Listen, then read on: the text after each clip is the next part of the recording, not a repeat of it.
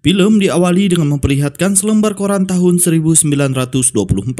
Koran tersebut memberitakan seorang pelari profesional Inggris yang bernama Eric Liddell. Eric Liddell berhasil meraih medali emas Olimpiade Paris pada tahun 1924.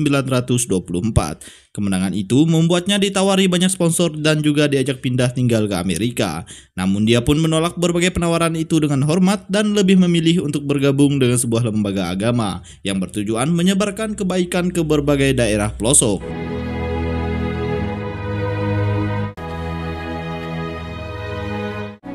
After he completed his education. Kemudian, Eric pun menikah dengan seorang perawat yang bernama Florence Beckenzi. Dan setelah itu, Eric pun juga melanjutkan pendidikannya hingga berhasil mendapatkan gelar sebagai profesor. Setelah menikah, Eric dan istrinya pun memutuskan untuk pindah ke Cina dan lebih memilih untuk menghabiskan waktunya mengajar di sana. Eric dan keluarganya pun hidup dengan sangat bahagia. Namun setelah 13 tahun kemudian, bertepatan pada tahun 1937, Jepang berhasil menduduki Cina lalu menebarkan ketakutan dan kesengsaraan di berbagai tempat.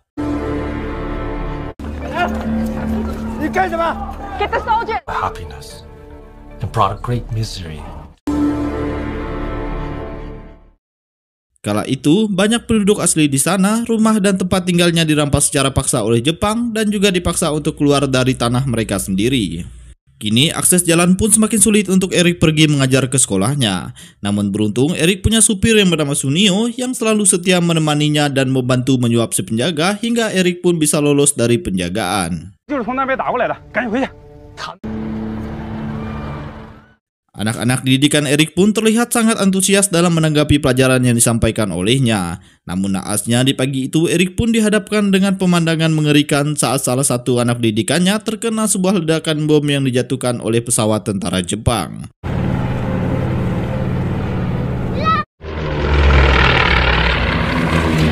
Drive him to teach the poor children in the school there. In my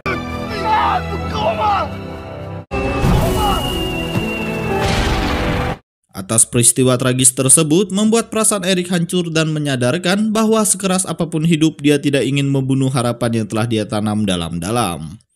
Kini dia pun harus terus bergerak untuk menyelamatkan orang-orang yang ada di sekitarnya. Lalu Eric pun menyambangi kantor kedutaan Inggris untuk memulangkan istri beserta kedua anaknya. Sementara dia sendiri akan tetap tinggal di sana untuk membantu orang-orang Cina yang sedang berjuang di atas tanah mereka sendiri dari penjajahan Jepang. Di malam harinya, Florence pun tak sengaja melihat 3 buah paspor yang dibuat oleh Eric untuk dia dan kedua anaknya. Yang itu artinya Eric akan benar-benar tetap tinggal di sana dan itu membuat Florence menjadi sangat sedih mengetahui fakta bahwa suaminya tidak ikut kembali bersamanya.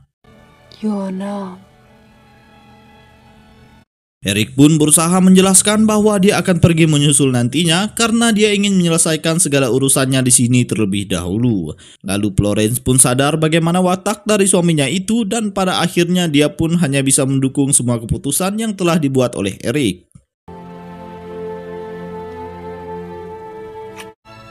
I love you, Florence. Absolutely. Keesokan harinya, Florence dan kedua anaknya pun diantar oleh Eric berangkat menuju ke pelabuhan dan di pelabuhan ternyata sudah terdapat banyak sekali orang-orang yang akan pergi meninggalkan Cina. Dalam perpisahan itu, dia pun menitipkan anak-anak dan termasuk juga kesehatan istrinya yang diketahui kini tengah hamil anak ketiga mereka. Be there as soon as I can. You have to let your grandmother know we're all... Beberapa hari kemudian, Jepang pun berhasil merampas seluruh barang kepunyaan Eric. Untungnya masih ada Sunio yang masih setia menemani serta menghiburnya dikala Eric sedih mengenang keluarganya.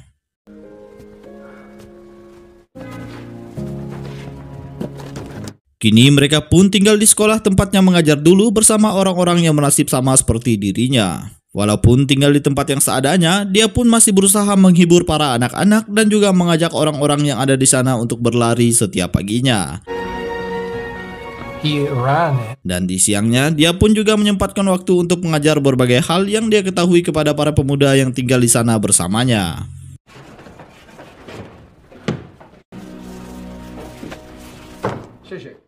Beberapa bulan kemudian, Eric pun mendapati surat dari istrinya yang mengabari bahwa anak ketiga mereka sudah lahir dengan keadaan selamat. Dan itu lantas membuat Eric merasa sangat bahagia.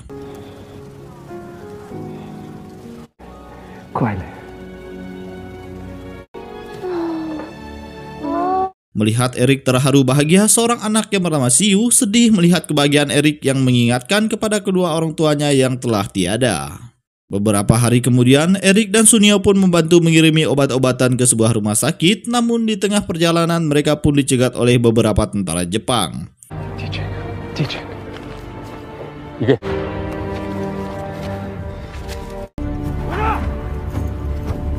Beruntung, Eric berhasil mengatasi keadaan tersebut sehingga mereka pun diperbolehkan lewat dan berhasil mengantarkan obat-obatan ke rumah sakit dengan selamat.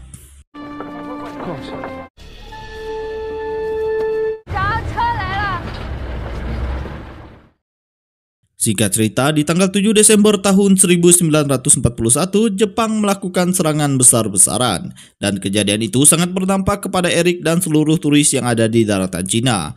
Lalu saat Eric sedang menjadi pemandu upacara pernikahan di sebuah gereja, tanpa diduga Jepang datang dan langsung menghentikan acara tersebut.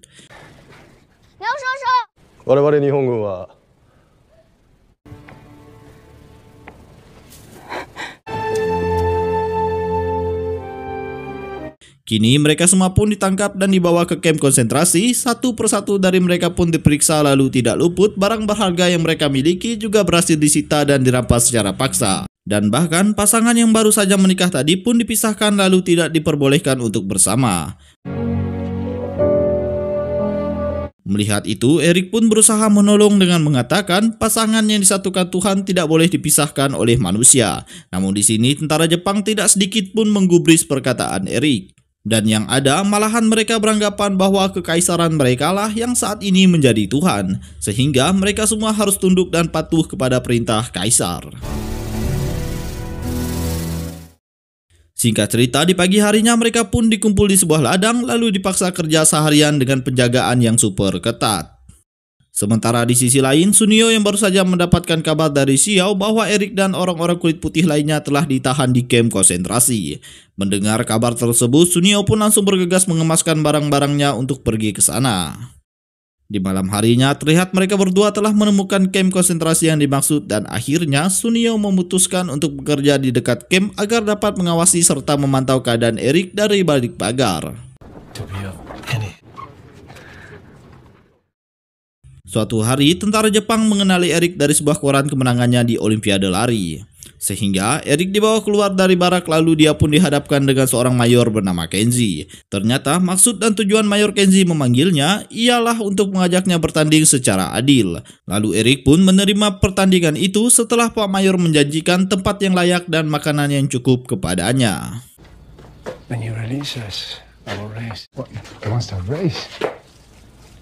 Setelah beberapa hari kemudian, hari yang ditunggu-tunggu pun tiba. Seluruh penghuni camp dari masing-masing kubu pun berkumpul saling memberi semangat kepada kubunya masing-masing. Terutama dari kubu tahanan yang sangat berharap sekali bahwa Eric akan berhasil memenangkan pertandingan tersebut.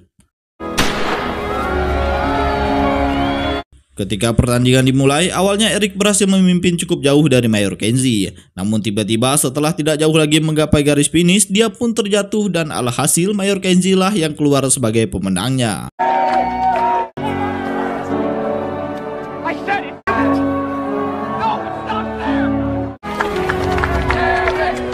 Lalu tiba-tiba salah satu dari tahanan yang bernama David pun protes karena ia merasa bahwa pertandingannya tidak imbang. Karena menurutnya kondisi stamina Eric jauh berbeda dari Mayor Kenji. Akibat ulahnya itu dia pun dipukuli oleh beberapa tentara Jepang. Serta Eric pun tidak luput dari kesalahan karena dia ketahuan mengajar anak-anak di sela waktunya dan hal itu tidak disukai oleh Jepang.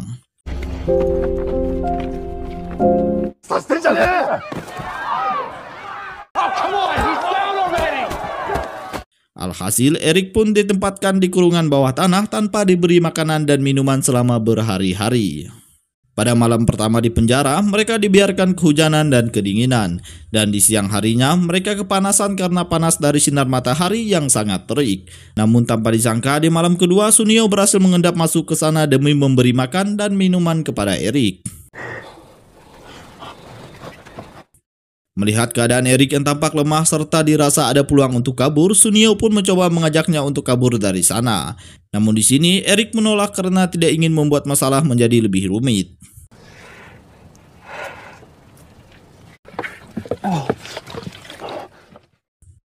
Setelah 4 hari kemudian, Erik dan David pun dilepaskan lalu ditaburi bubuk bedak dan diserami air dingin. Sementara, Sunio kini semakin nekat mengambil pekerjaan menjadi tukang angkut kotoran manusia dari dalam camp, yang mana itu semua bertujuan agar dia bisa leluasa keluar masuk camp dengan aman guna untuk memantau dan memastikan keadaan Erik. Dan di sela waktunya, dia pun menemui Erik untuk mengabarkan bahwa Jepang saat ini sedang banyak mengalami kekalahan di barisan depan, sehingga pasukan Jepang di Cina kurang mendapat pasokan makanan. Sunio juga memberitahu bahwa dia telah menyuap salah satu dari penjaga agar mematikan lampu suar dan arus listrik di pagar kawat pada setiap jam 10 malam sebanyak 2 kali dalam sebulan. Dan 2 kesempatan itu pun dimanfaatkan Sunio dengan baik untuk mengirimi makanan dan minuman kepada Erik dan tahanan lainnya. Go. Would you like me to teach you some chemistry?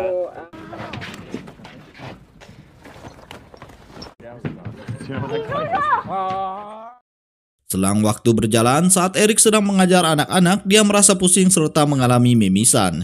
Yang karena pusing di kepalanya semakin tidak terkontrol, dia pun memutuskan untuk beristirahat. Sementara itu, akibat kekurangan makanan, pasukan Jepang kini semakin beringas menyiksa para tahanan.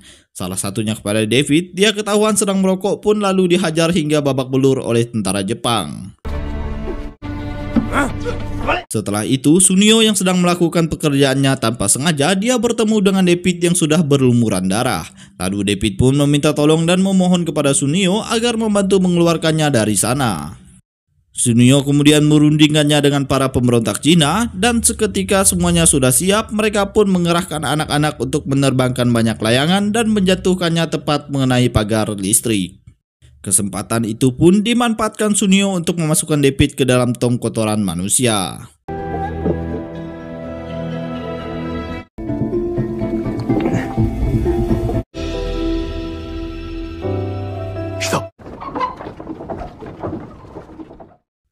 Setelah beberapa hari kemudian, pasukan Jepang mulai menyadari jika David sudah tidak lagi berada di camp. Hingga seluruh tahanan dikumpulkan, lalu Jepang pun langsung menanyakan kemana David pergi.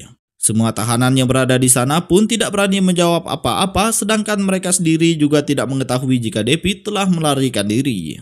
Karena kesal tidak mendapatkan informasi mengenai David, Jepang pun langsung melampiaskannya dengan memenjarakan salah satu dari tahanan yang bernama Louis.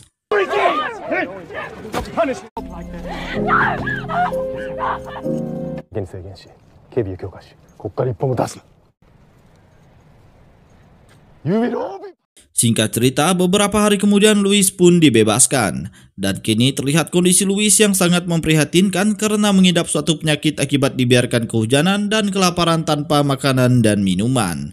Kembali ke Erik, dia pun tidak jauh lebih baik dari Louis yang dikarenakan kini penyakitnya yang sudah semakin menjadi-jadi. Dan bahkan dia kini kerap mengeluhkan mata dan kepalanya yang sering terasa sakit. Namun dia pun tidak begitu memperhatikan penyakitnya, malahan dia lebih mementingkan keadaan Louis yang kini terlihat semakin parah.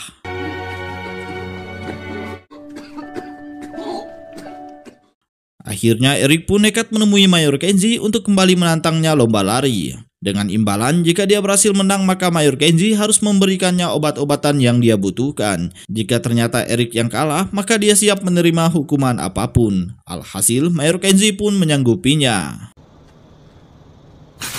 Setelah itu, Erik pun mulai kembali melatih fisiknya untuk persiapan menghadapi Mayor Kenji. Meski rasa sakit di mata dan di kepalanya seringkali mengganggu saat ia berlatih, namun itu bukan halangan baginya.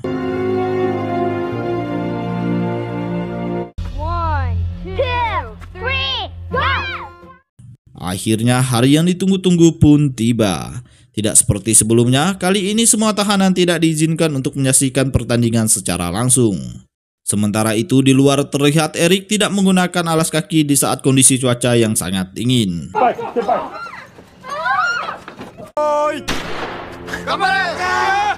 Ketika pertandingan dimulai, Erik berlari sekuat tenaganya. Awalnya dia sempat ketinggalan, namun tanpa disangka di detik-detik akhir dia berhasil melewati Mayor Kenji dan memenangkan pertandingan tersebut.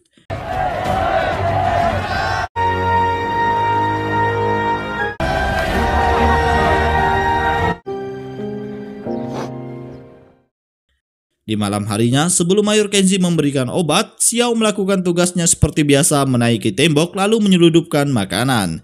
Namun tidak disangka, malam itu bawahan Mayor Kenji datang ke pos dan menanyakan mengapa lampu suar tidak dinyalakan. Lantas si penjaga pun mulai gugup dan itu membuat bawahan Mayor Kenji semakin curiga jika ada sesuatu yang tidak beres. Begitu masuk dan hendak menyalakan tuas lampu, petugas di sana pun masih saja berusaha menahannya, hingga dia pun menjadi marah dan yang terjadi...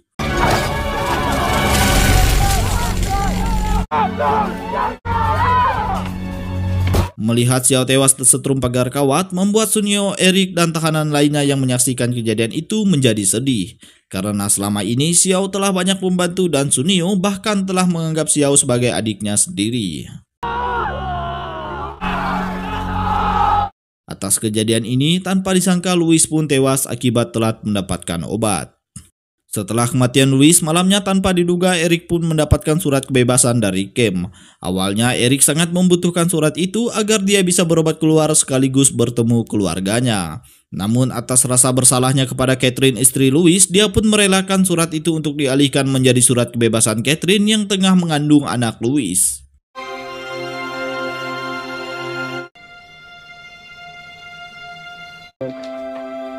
And for the sake of Beberapa hari kemudian, Eric pun meninggal dunia dikarenakan penyakitnya yang semakin parah serta tidak mendapatkan penanganan yang memadai. Di sini terlihat Sunio dan istrinya yang menghampiri upacara pemakaman Eric dari luar pagar, lalu tiba-tiba salah satu dari tahanan menghampirinya dan memberikan sebuah jam tangan titipan Eric semasa hidupnya untuk diberikan kepada Sunio. Of my earthly soul.